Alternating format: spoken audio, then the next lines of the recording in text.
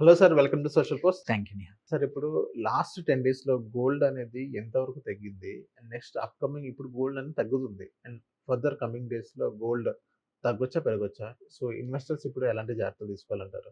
So one thing ఏముండిందంటే యుద్ధం మొదలైనప్పుడు gold is a safe haven అనే యాసెట్‌గా పెరుగుతుందనే ఎక్స్‌పెక్టేషన్స్ అందరికీ ఉండి చాలామంది కొన్నారు.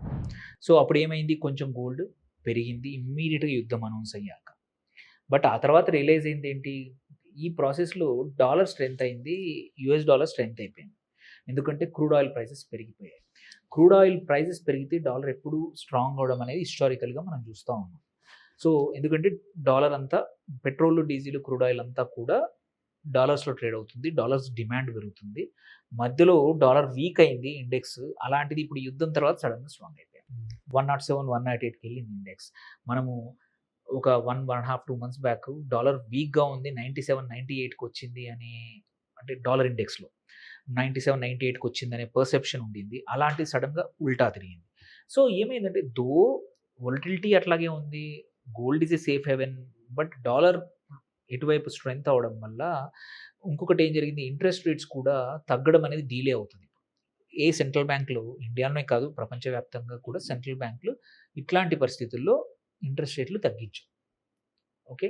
సో ఇంట్రెస్ట్ రేట్లు తగ్గించవు కాబట్టి సేఫ్ హెవెన్ యాసెట్‌కి డిమాండ్ అంతగా ఉండదు. Gold is a safe haven asset.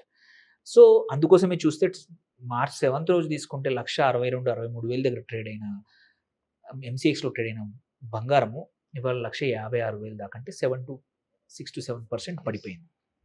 So and at the same time silver కూడా 2,80,000 దగ్గర ఉన్నది ఇవాళ 2,53,000, 54,000 దగ్గర ఎంసీఎక్స్‌లో ట్రేడ్ అవుతోంది. సో 2 కేసులు కూడా అవే అనమాట. సెకండ్ ఇంకొకటి ఏంటంటే, కొంచెం ఈ యుద్ధ వాతావరణం వల్ల డిమాండ్ కూడా ఫిజికల్‌గా సిల్వర్‌కి తగ్గింది. Which might change at any time. అట్లని చెప్పి దెన్ క్వెషన్ కమ్స్, ఇదంతా బానే ఉంది, మీరు చెప్పిందంతా బానే ఉంది. బట్ షార్ట్ టర్మ్ ఇన్వెస్టర్స్ ఏం చేయాలి? లాంగ్ టర్మ్ ఇన్వెస్టర్ చేయాలి. లాంగ్ టర్మ్ ఇన్వెస్టర్స్ అంటే నేను గోల్డ్‌కి 2-3 ఇయర్స్ అంటాను.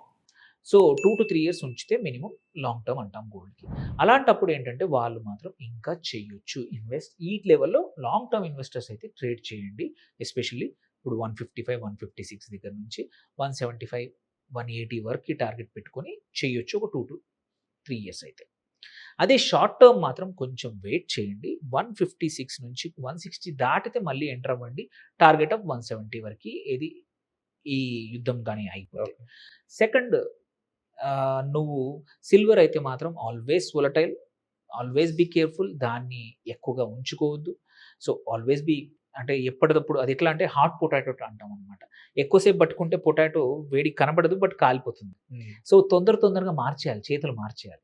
సో సిల్వర్ ఎస్పెషల్లీ వొలటిలిటీ అట్లా ఉంటుంది కాబట్టి you should be, either you need to be totally long term investor, hold it whatever happens. Okay. ఇప్పుడు ఇంకొకటి కూడా ఏం జరుగుతుందంటే, మిడిల్ ఈస్ట్ ఇంకా టెన్షన్ అయిపోయేంత వరకు కానీ ఈ బంగారం అనేది ఎటువైపు వెళ్తుందో అర్థం కావట్లేదు. క్రూడ్ ప్రైజెస్ పెరగడం వల్ల. క్రూడ్ ప్రైజెస్ తగ్గితే బంగారంలో కొంచెం స్మాల్ అప్‌టిక్ రావచ్చు.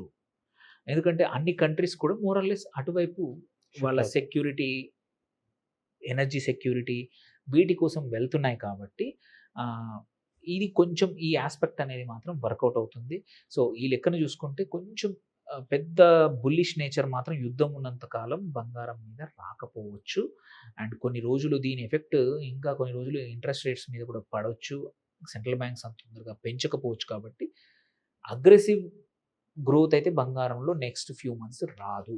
సో షార్ట్ టర్మ్ కోసం మాత్రం ఎక్స్‌పెక్టేషన్స్ తక్కువ చేసుకోవాలి గోల్డ్ ఇన్వెస్టర్స్.